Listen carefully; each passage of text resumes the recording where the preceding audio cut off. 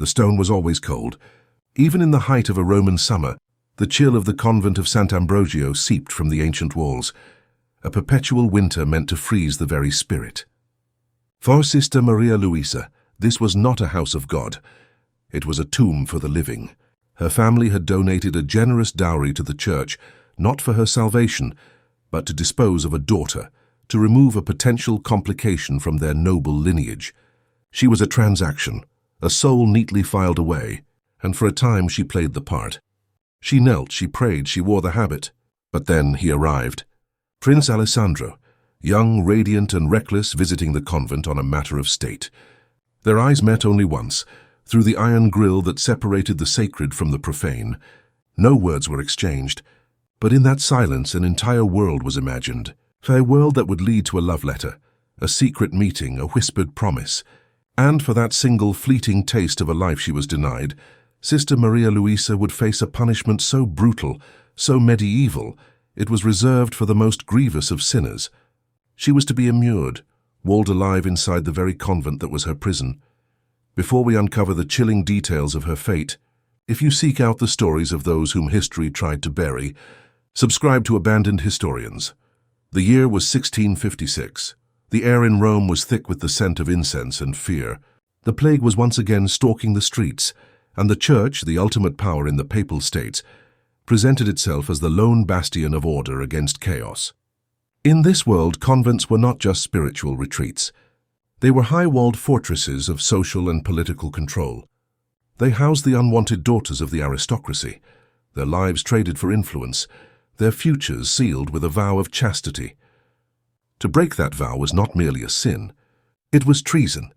It was an assault on the divine order that held society together.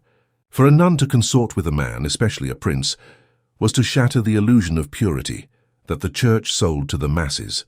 The scandal could not be allowed to leak out. A public trial was unthinkable. A quiet, permanent solution was required. The punishment for apostasy and unchastity, buried deep in archaic canon law, was excommunication and live burial. The decision would not have come from a lowly priest. It would have been sanctioned by a cardinal, perhaps even whispered in the halls of the Vatican itself. The preservation of the institution's authority was more sacred than any single life.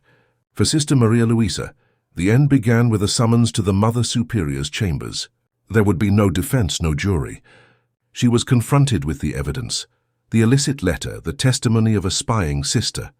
Her fate was declared not with rage, but with cold institutional finality. She was given her last rites, a grotesque parody of mercy, absolving her soul as they condemned her body to a terrifying death. She was stripped of her habit, clothed in a simple penitence shift, and led down a corridor she had walked 1,000 times.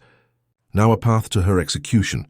The location was likely a cellar, a place where wine casks and forgotten relics were kept, where the air was perpetually still and cold, carrying the scent of earth and decay. Or perhaps it was a secluded courtyard wall, hidden from the main cloisters, where the sun rarely reached. The masons were already there, their presence a quiet, professional horror. They were not executioners by trade, but craftsmen, hired for their skill with stone and mortar. Their trowels and buckets of wet lime mortar waited, the pale mixture looking like a blasphemous sacrament. The bricks, rough-hewn and heavy, were piled neatly nearby, a stack of deliberate geometric doom. This was not a hasty act of passion, but a premeditated architectural murder. As the prayers of the attending priests, their Latin verses a rhythmic, hypnotic chant, mingled with the sound of shifting stone and the clink of trowels, Sister Maria Luisa was forced into a small pre-existing alcove. It was a space not meant for a person, but for storage, a shallow recess in the wall perhaps meant for a saint statue. Or perhaps, and this is the more chilling thought, it was a space created just for this purpose, a niche designed for the specific function of human entombment, its dimensions measured not for holiness, but for a standing corpse. We can only imagine the feel of the cold, damp stone against her back, seeping through the thin penitence shift they had clothed her in. We can only conjure the smell of the wet lime mortar, acrid and sharp, the smell of a building's birth and her own death. Then the terrifying grating scrape of the trowel scooping up the first load, the soft thud as it was slapped onto the stone, and the heavy, final sound of the first brick being set into place. blocking out a sliver of the world. The light from the single torch or a lone candle would have begun to dim immediately, its flickering glow squeezed into a narrowing rectangle. The world outside, the worried face of a priest, the impassive gaze of the masons, the stone floor, vanished piece by piece. The world narrowed to a sliver, then a sliver of a sliver, a dying band of orange light. The sounds of the convent, the very sounds that had been the soundtrack to her incarcerated life, the distant, ghostly chanting of the choir performing nun, the echoing footsteps of the other nuns who knew, who had to know what was happening in their sacred home, would have grown muffled, distorted, as if heard from the bottom of a well. Then they fell silent, replaced by the close, damp sound of her own breathing, growing quicker, more panicked in the shrinking space. The last brick was placed. The masons would have smoothed the mortar, ensuring the seam was clean, the wall structurally sound. The darkness was not merely an absence of light. It was a physical presence, total, absolute and heavy, pressing in on her eyes, her lungs, her mind. And then the silence. Not the peaceful silence of a chapel after prayer, but the suffocating, absolute silence of the tomb. A silence so profound, she would have heard the frantic thunder of her own heartbeat, the rush of blood in her ears, the small, helpless sounds of her own terror that no one would ever hear again. But the true, gut-wrenching horror of this story is not just the medieval method of her death. It is the chilling, dispassionate bureaucracy of it. This was not a crime of passion committed in a dark alley. It was a sanctioned, ritualized killing, approved by men in positions of power, dressed in fine robes, who saw her life as a threat to be managed. A record was likely made, the quill scratching efficiently across parchment. It would have been filed away in some dusty Vatican ledger, a single, unremarkable line item in the cold accounting of souls: Sister Maria Luisa, punished for impurity and apostasy, immured. The cost of the mason's labor, the price of the bricks and mortar, would have been meticulously noted in a separate ledger, the expenses of her execution absorbed into the convent's operational budget. Her story was almost erased, the memory of her scream absorbed by the stone.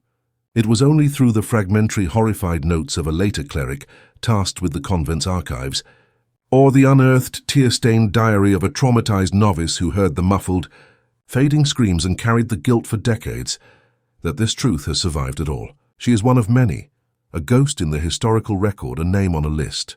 Her fate is a devastating testament to the fact that the most disturbing forms of evil are not always committed by raving monsters, but by calm, rational systems.